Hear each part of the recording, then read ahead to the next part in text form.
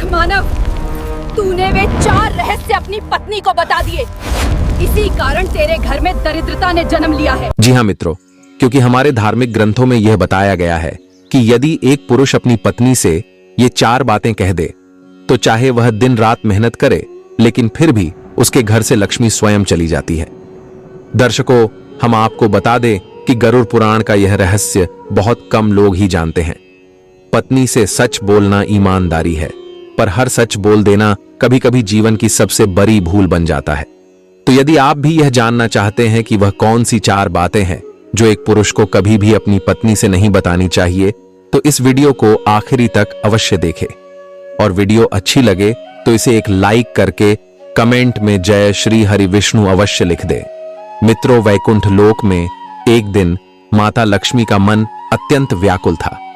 वे श्री हरि विष्णु के समीप आईं और बोलीं, प्रभु, मैं देखती हूं कि कुछ पुरुष दिन रात मेहनत करते हैं, धर्म से जीवन जीते हैं, फिर भी उनके घर में दरिद्रता क्यों डेरा डाल लेती है। यह सुनकर भगवान विष्णु कुछ क्षण मौन रहे, फिर गंभीर स्वर में बोले, देवी, इसका कारण परिश्रम की कमी नहीं, बल्कि एक ऐसा रहस्य है जो पुरुष अनजाने में अपनी पत्नी को बता देता है। माता लक्ष्मी चौंक गईं और बोली, कौन सा रहस्य प्रभु?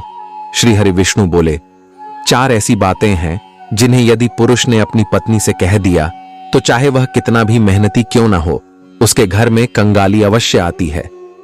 माता लक्ष्मी ने विनय पूर्वक कहा, प्रभु, कृपा कर आप मुझे उन 4 रहस्यों के बारे में बताइए जो पुरुष को कभी भी अपनी पत्नी से नहीं बतानी चाहिए।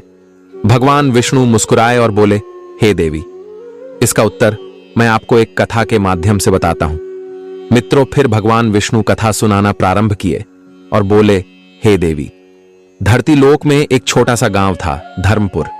उसी गांव में रहता था एक गरीब व्यक्ति जिसका नाम था माधव। गांव के मुर्गे के बांग देने से पहले ही माधव की आंख खुल जाती। बिना किसी शिकायत के, बिना किसी आह के वह चुपचाप उठता और सबसे पहले अपने खाली घर की ओर देखता। मिट्टी की दीवारें, टपकती छत और कोने में रखे 2 बर्तन जिनमें अक्सर अन्न नहीं, सिर्फ प्रतीक्षा भरी रहती थी। माधव अपने फटे कुर्ते को संभालता, पत्नी सुमित्रा को सोते हुए देखता और मन ही मन सोचता, आज चाहे मुझे कुछ भी करना पड़े, आज घर का चूल्हा जलना चाहिए। वह घर से निकल पड़ता। सुबह सूरज की किरणें निकली भी नहीं होती थीं, पर माधव की पीठ पर जिम्मेदारियों का बोझ लद चुका होता था। कभी वह किसान के खेत में हल चलाता, कभी ईंटें ढोता, कभी कुएं से पानी खींचता, तो कभी जंगल से लकड़ियां काट कर लाता। उसके हाथों में छाले थे, पैरों में दरारें, पर चेहरे पर शिकायत नहीं। गांव के लोग कहते, यह आदमी मशीन है क्या, कभी थकता ही नहीं। पर कोई नहीं जानता था कि माधव की थकान उसके हृदय के भीतर छुपी थी। दोपहर ढलती तो दूसरे मजदूर अपने झोले खोलता रोटी, प्याज, नमक निकाल कर खाता, पर माधव सबसे अलग बैठता, क्योंकि उसके पास खाने के लिए कुछ नहीं होता था। वह पानी पीकर भूख को धो देता। उसकी आंखें कई बार आकाश की ओर उठ जाती और अक्सर यह बोलता, हे प्रभु, मेरी मेहनत कहां खो जाती है, पर उत्तर कभी नहीं आता। शाम होते होते माधव फिर किसी सेठ के द्वार पर खड़ा होता। कभी मजदूरी मिलती तो कभी ताना। एक दिन सेठ हंसते हुए बोला, माधव, तू इतना काम करता है फिर भी तेरी हालत नहीं बदलती, शायद तेरे भाग्य में ही कंगाली है। लोग हंसे, पर माधव ने कुछ नहीं कहा। पर उस मौन में एक अपमान दबकर बैठ गया।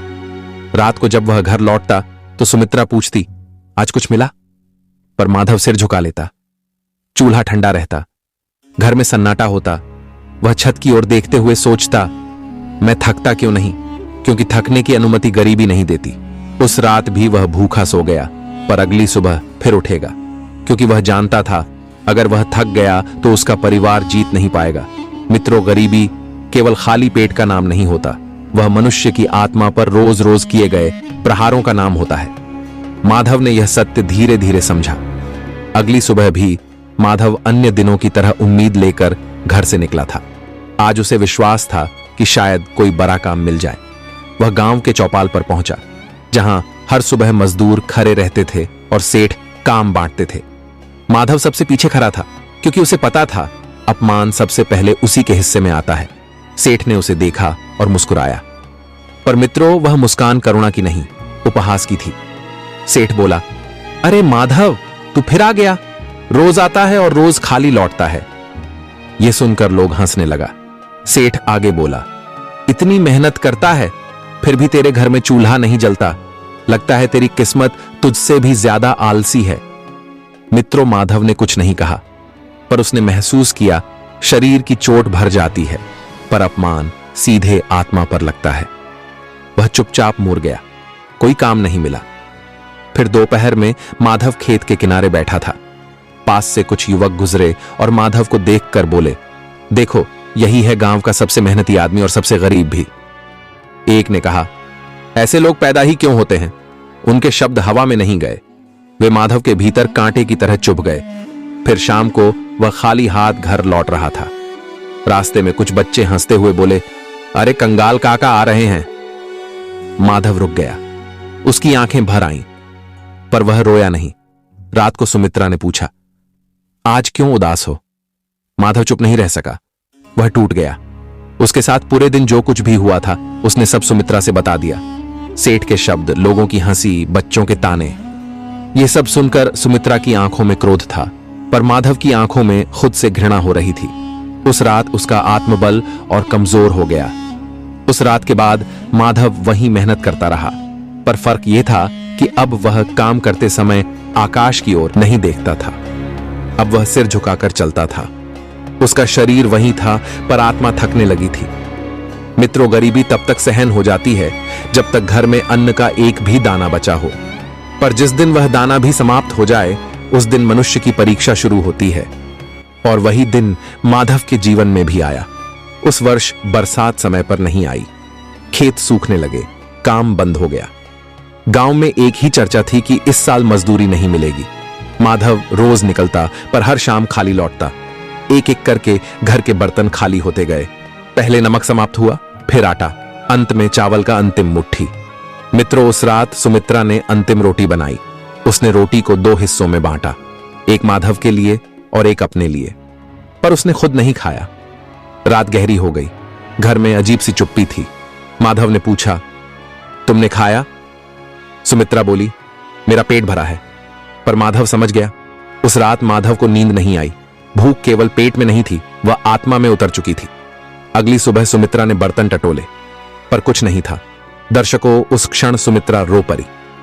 माधव ने पहली बार खुद को असहाय महसूस किया।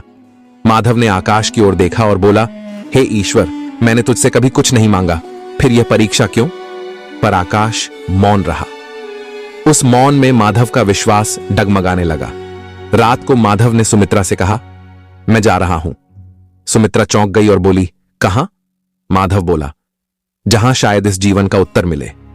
वह जानता था, यदि वह रुका तो भूख उसे मार देगी, और यदि वह गया तो शायद उत्तर मिल जाए। फिर अगली सुबह अंधेरे में ही माधव घर से निकल पड़ा। सुमित्रा दरवाजे पर चुपचाप खड़ी रही। उसके आंखों से केवल आंसू निकल रहे थे। माधव अब गांव की सीमा पार करने वाला था, पर गांव की सीमा पार करते ही सब कुछ बदल गया। पैरों की छाया गहरी हो गई। हवा ठंडी और रहस्यमयी थी। पक्षियों की आवाज जैसे किसी अज्ञात भाषा में चेतावनी दे रही हो। माधव के पैरों में छाले थे, पर वह रुका नहीं, क्योंकि अब रुकने के लिए कुछ बचा नहीं था। जैसे जैसे वह आगे बढ़ता गया, भूख और थकान उसके शरीर पर हावी होने लगी। उसकी आंखों के सामने अंधेरा छाने लगा। उसे लगा जैसे वृक्ष घूम रहे हों। तभी वह एक विशाल वटवृक्ष के नीचे बैठ गया। वह वृक्ष साधारण नहीं था। उसकी जड़ें धरती में नहीं, मानो काल में उतरी हुई थीं। थकान के कारण माधव की आंख लग गई। उस क्षण उसने जीवन को छोड़ देने का विचार किया। तभी हवा की दिशा बदल गई। पत्तियां सरसराने लगीं और एक अद्भुत सुगंध चारों ओर फैल गई। माधव ने आंखें खोलीं। उसके सामने एक वृद्ध साधु खड़े थे। सफेद दाढ़ी, शांत नेत्र, मुख पर अलौकिक तेज। उनके चरण धरती को नहीं छू रहे थे। माधव कांप उठा। साधु बोले, वत्स, तू यहां मरने आया है या सत्य जानने? मित्रों, यह सुनकर माधव फूट फूट कर रो पड़ा और बोला, महाराज, मैंने जीवन भर पूरी ईमानदारी से मेहनत किया, फिर भी मेरे घर में कंगाली क्यों है? साधु ने माधव की ओर देखा। वह दृष्टि केवल शरीर को नहीं, आत्मा को देख रही थी। वे बोले, तेरे हाथ पवित्र हैं, पर तेरे शब्दों ने तेरा भाग्य बांध दिया है। मित्रों, यह सुनकर माधव चौंक गया और बोला, मेरे शब्द? साधु गंभीर हो गए और बोले, हां वत्स, कुछ बातें कहने के लिए नहीं होती। माधव का शरीर कांप उठा। उसने कांपती आवाज में पूछा, महाराज, आपने कहा मेरे शब्दों ने मेरा भाग्य बांध दिया है। कृपा कर बताइए, मैंने ऐसा क्या कह दिया जिससे मेरे घर में कंगाली आ गई? मित्रों, साधु ने आंखें बंद की। फिर उन्होंने धरती पर अपने कमंडल का जल गिराया और बोले, वत्स, सत्य हर बार बोलने की वस्तु नहीं होता। कुछ सत्य ऐसे होते हैं जो यदि पत्नी तक पहुंच जाए तो वे बीज बन जाते हैं और उनसे दरिद्रता उगती है। माधव का हृदय धड़क उठा। फिर साधु ने कहा, जो मैं बताने जा रहा हूं वह किसी ग्रंथ में स्पष्ट नहीं लिखा है। यह वह ज्ञान है जो केवल अनुभव से मिलता है। साधु की वाणी अब गंभीर और भारी हो गई। उन्होंने कहा, माधव, मैं तुम्हें आज 4 ऐसी बातें बताने जा रहा हूं जिसे भूलकर भी एक पुरुष को अपनी पत्नी से नहीं बतानी चाहिए। तो पहली बात है अपनी गहरी कमजोरी। वत्स, जिस दिन पुरुष अपनी असहायता, डर और हार की भावना अपनी पत्नी के सामने खोल देता है, उस दिन उसका आत्मबल उसी क्षण से गिरने लगता है। उन्होंने आगे कहा, पत्नी का हृदय भावना से चलता है। जब उसे पुरुष कमजोर दिखता है तो उसका अवचेतन उस पुरुष को संरक्षण देने वाला नहीं बल्कि भार समझने लगता है। मित्रों, यह सुनकर माधव की आंखों से आंसू बहने लगे। साधु बोले, वत्स, दूसरी बात है अपने अपमान के बारे में बताना। जो पुरुष बाहर मिले अपमान को घर ले आता है, वह अपने तेज को स्वयं मलिन कर देता है।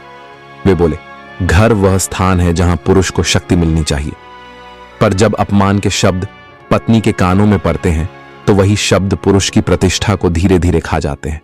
माधव को सेठ के ताने याद आ गए। साधु बोले, वत्स, तीसरी बात है अपने धन की पूरी सच्चाई बताना।